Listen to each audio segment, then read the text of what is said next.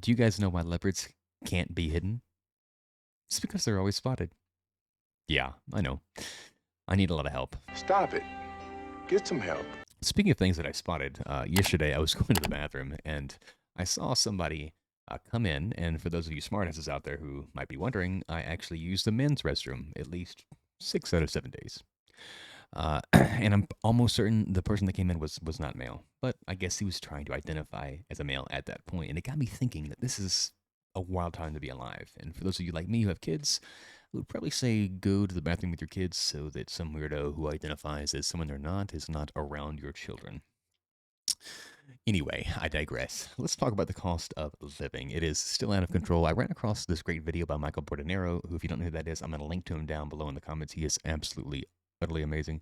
You got to go check him out. But he gave some reasons on why it's not going to get any better, and I wanted to deep dive and expand onto some of his points. So let's go ahead and get started. Guys, and none of this stuff is good.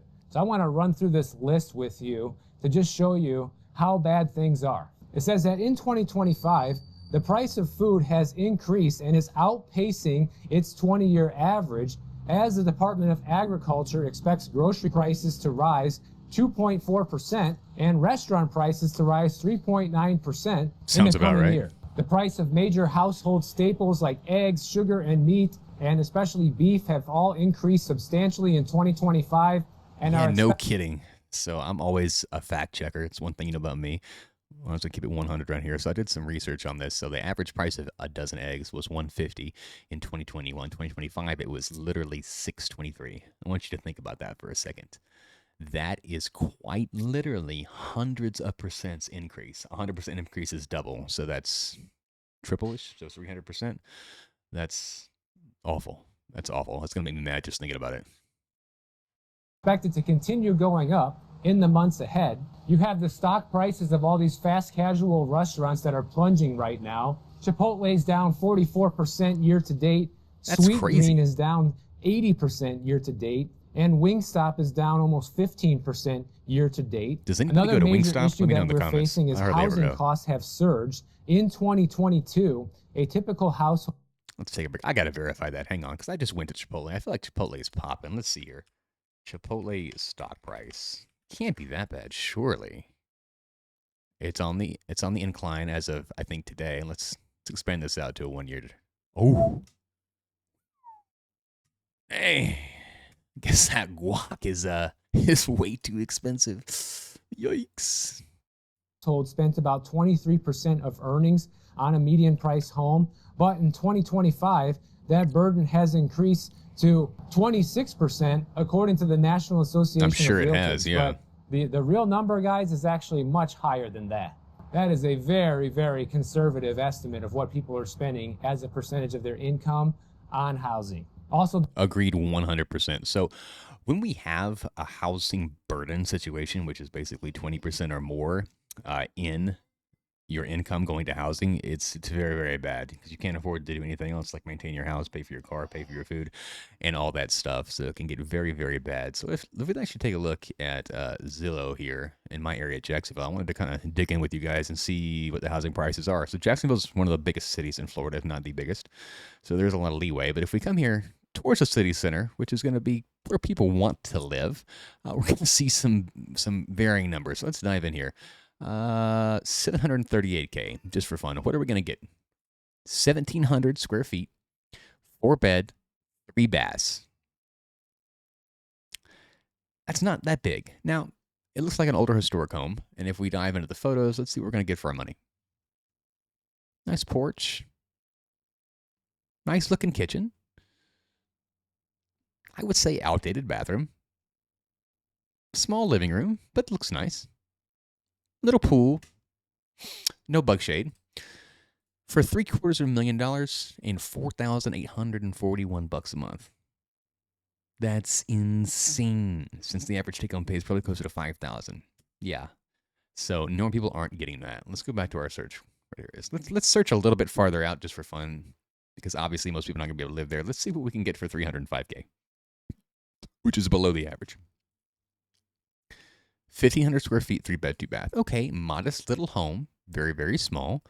Let's just dig into it real quick. What do we got? Small living room what the bathrooms look like. Definitely not the most updated home. Kitchen's nice though, but small.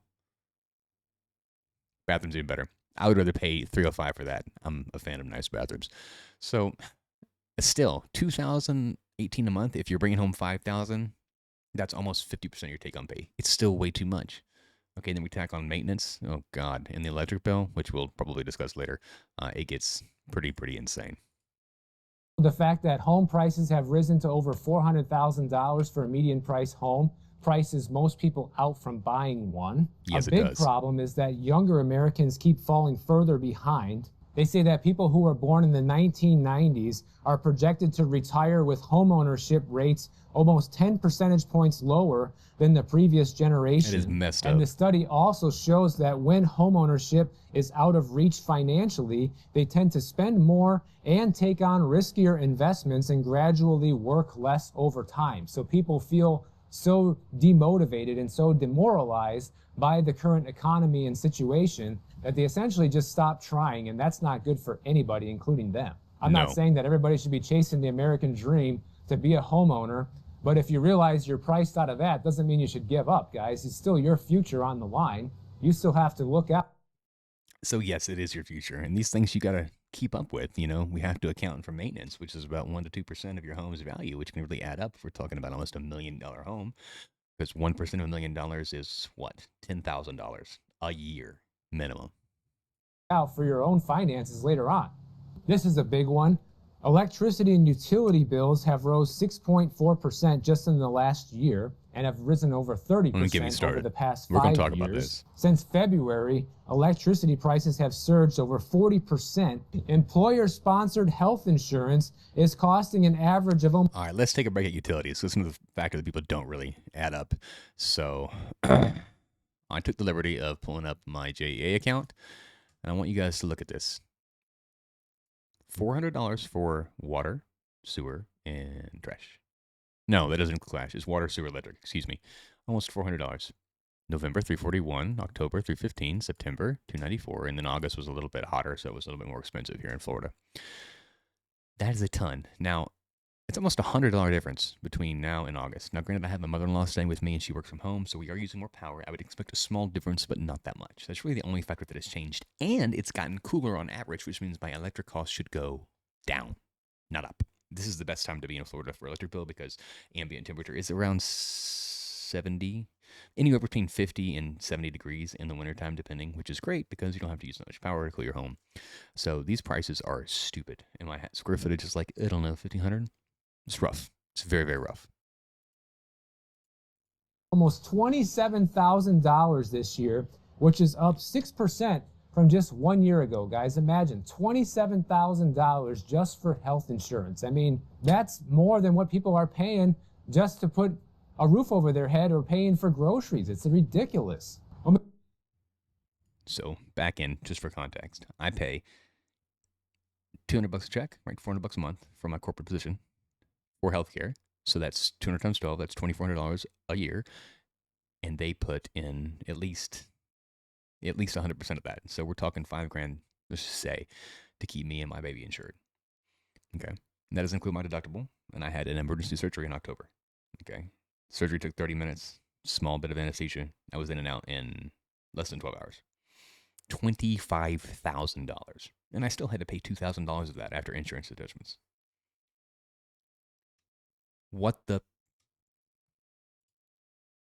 When we look at the Obamacare options with healthcare right now, they say that out of 312 insurers, only 4 of them proposed premium reductions, while 125 requested increases of 20% or more, and 7 if anybody's put watching this on Obamacare, let me know in the 50% comments. hike or higher on the table. I don't have any experience and with it. imagine, it's already $27,000 this year. What is it going to be next year? And that's led us to a situation where healthcare now accounts for about 25% of all debt collection revenue in 2025, guys. So medical bills are bankrupting a lot of people right now more than ever. Something else that shows we're in a major affordability crisis is that the discount retailers like the dollar stores are having big wins right now. Dollar General shares have gone up over 63% year to date, guys. Compare that to Chipotle going down 48% in 1 year. That shows you the tremendous spending shift right there. People are moving away from buying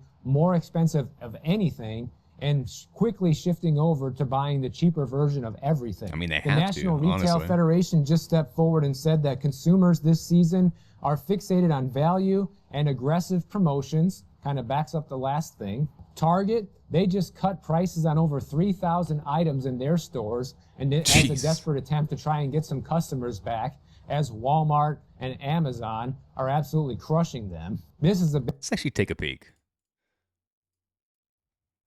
Walmart stock. What do you guys think? Take a guess. Don't cheat. Okay, we're down today. Let's look at the year to date.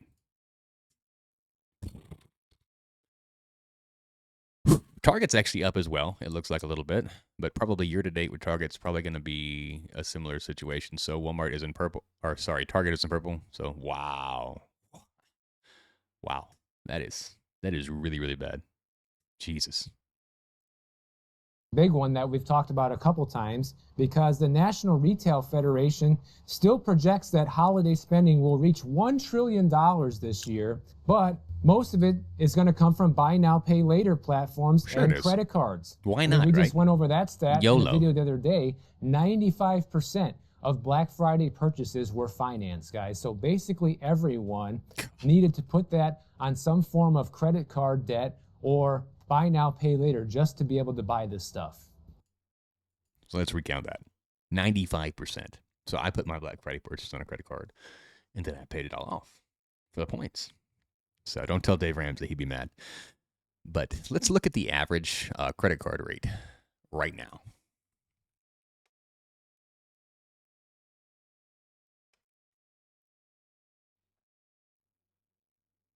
Okay, we'll go with 25.32% because that's about what I expected as of November 2025, and that's going to depend on your credit. So if we spent, let's say, $5,000 to Black Friday, right, and I put it on a credit card and paid the minimums, I'm paying $5,000 plus 25%, which is a quarter of it. Okay, so $5,000, a quarter of that is approximately, it is exactly $1,250. So I'm going to spend over $1,000 more on what my purchase is worth. And no, I would say that buy now, pay later doesn't count, because what's going to happen is you're going to end up putting so many things on there, for most people anyway, that you're going to end up having so many payments rack up so quickly that it's going to be overwhelming. So if you can, I would say always pay your debts. Just buy it in cash, or just don't buy it, or put in your credit card and pay it off. Easy.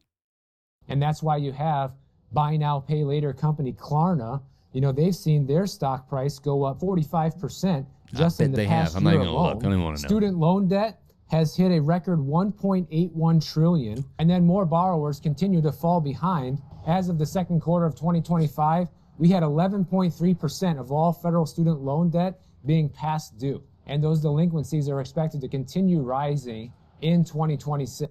I'll probably end up doing a videos on student loans here sometime soon, because nobody seems to want to pay them, which is wild to me. For those of you that are unaware, I used to have a ton of student debt. I have a little bit left now, but I paid off like 50,000 of it, and I still got some to go. I went to a private school that was stupid. Don't do what I did. Go to a community college, and if you must go to a private school, do it the last 2 years, especially if you're not on scholarship or have any money set aside. And for those of you parents out there, put $100 in a child's 529 plan. Start today. Don't wait. It really adds up and makes a huge bit of difference. But we got to pay our loans off, man. It's me and you talking. Do it. Don't wait for the government. Biden's not going to help you. He never was. Trump's definitely not going to help you. You got to do it yourself. It is what it is. So, you know, after going over all this stuff, do I think that AI is the answer to everything and can fix everything? No.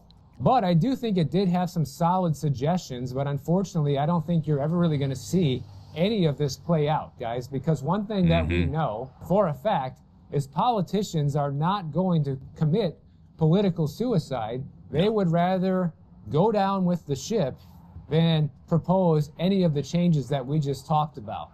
And I would say most of them are pretty reasonable, except for, you know, having a substantial tax increase on the rich. That never works. I don't think it will ever work. No. They're just going to leave and move their companies somewhere else where they're going to be treated better. Correct. Just look at what's happened to California. You know, California thought they could tax all these companies and have the strictest regulations in the country. And what has happened?